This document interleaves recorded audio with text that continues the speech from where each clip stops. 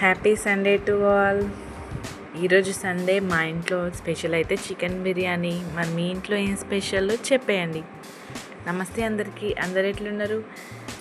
ఈరోజు అయితే సండే అంటే నాన్ వెజ్ డే, అంటే ముక్కలేందే ముద్ద దిగదు కదా, అందుకోసమని మేమైతే చికెన్ బిర్యానీ చేసుకుంటున్నాం. మరి మీ ఇంట్లో స్పెషల్ ఏంటో కామెంట్ చేయడం మాత్రం మర్చిపోకండి.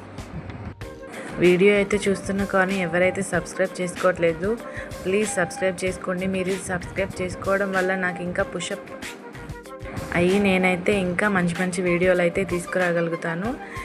మరి ఇంకెందుకు ఆలస్యం, వీడియోలోకి వెళ్ళిపోదాం. ముందు అయితే నేనైతే కేజీ చికెన్ తీసుకొని మంచిగా వాష్ చేసుకున్నాను. ఇంకా దానిలో అల్లం వెల్లిపాయ పేస్ట్, కారం, ఉప్పు, ధనియాల పొడి, ఇంకా కొత్తిమీర, పుదీనా, పెరుగు వేసి అయితే మంచిగా కలుపుకున్నాను. మంచిగా కలిపి మంచిగా ఒక హాఫ్ అన్ అవర్ అయితే ఫ్రిడ్జ్లో పెట్టయితే నేనైతే మ్యారినేట్ చేసుకున్నాను. ఇది మ్యారినేట్ అయ్యే వరకు అయితే ఇక్కడ రైస్ రెడీ పెట్టుకుందాం. రైస్ కోసం అయితే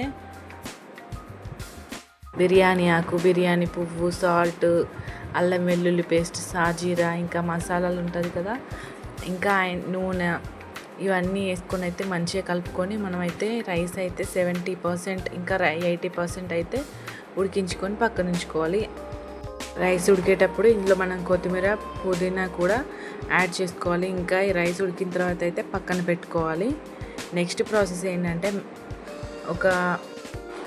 ఏంటంటే బిర్యానీ కోసం అయితే ఒక పెద్ద పాత్ర తీసుకొని దాంట్లో కొంచెం నెయ్యి, ఇంకా బిర్యానీకి సరిపడా నూనె వేడయ్యాక పచ్చిమిర్చి అయితే వేసుకోవాలి. పచ్చిమిర్చి మంచిగా గోలిన తర్వాత ఉల్లిపాయ వేసుకోవాలి. ఉల్లిపాయని ఇంకా కొంచెం సాల్ట్ వేసుకొని అయితే మంచిగా ఉల్లిపాయ బ్రౌన్ కలర్ వచ్చే వరకు వేయించుకోవాలి. ఇంకా వేయించుకున్న ఉల్లిపాయల్లో చికెన్ వేసి చికెన్ నుంచి వాటర్ అనేది ఎగిరిపోయి మంచిగా చికెన్ సాఫ్ట్ అయ్యే వరకు అయితే మనం చికెన్ ఫ్రై చేసుకోవాలి. చికెన్ ఫ్రై అయిన తర్వాత అయితే దీనిలోకి మనం రైస్ యాడ్ చేసుకోవాలి. చికెన్ అయితే ఏమాత్రం కుక్ అవ్వకున్నా కూడా మనకి స్మెల్ అయితే వస్తుంది. అందుకే ఆయిల్లో మంచిగా చికెన్ ఫ్రై అయ్యే వరకు వేయించుకోవాలి. ఇలా ఫ్రై అయిన చికెన్లో మనం 80% ఉడకబెట్టుకున్నాం కదా, ఆ రైస్ని అయితే వేసుకోవాలి. ఇంకా వేసుకున్న రైస్ని అయితే మంచి లేయర్ లాగా చేసుకొని దీనిపైన కొంచెం ధనియాల పొడి, ఇంకా కొంచెం నెయ్యి, అలాగే క్యారెట్ తురుము ఏంటంటే మనం కలర్ కోసం, ఫుడ్ కలర్ని అవాయిడ్ చేయడానికి మనం అయితే ఇక్కడ క్యారెట్ తురుమును వేసుకుంటున్నాం. అలాగే కొత్తిమీర, పుదీనా వేసి అయితే 15 నిమిషాలు మనం దమ్కి పెట్టుకోవాలి. 15 నిమిషాల తర్వాత ఒక హాఫ్ అన్ అవర్ అయితే రెస్ట్ ఇవ్వాలి.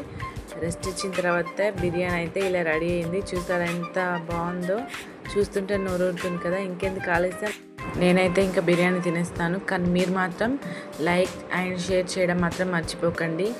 వీడియో నచ్చితే ఒక లైక్ చేసి షేర్ చేయండి. ఇంకా మన ఛానల్ అయితే సబ్స్క్రైబ్ చేసుకోండి. ఈ రోజుకైతే ఇంతే ముచ్చట, ఉంటా మళ్ళా. Bye bye. Thanks for watching.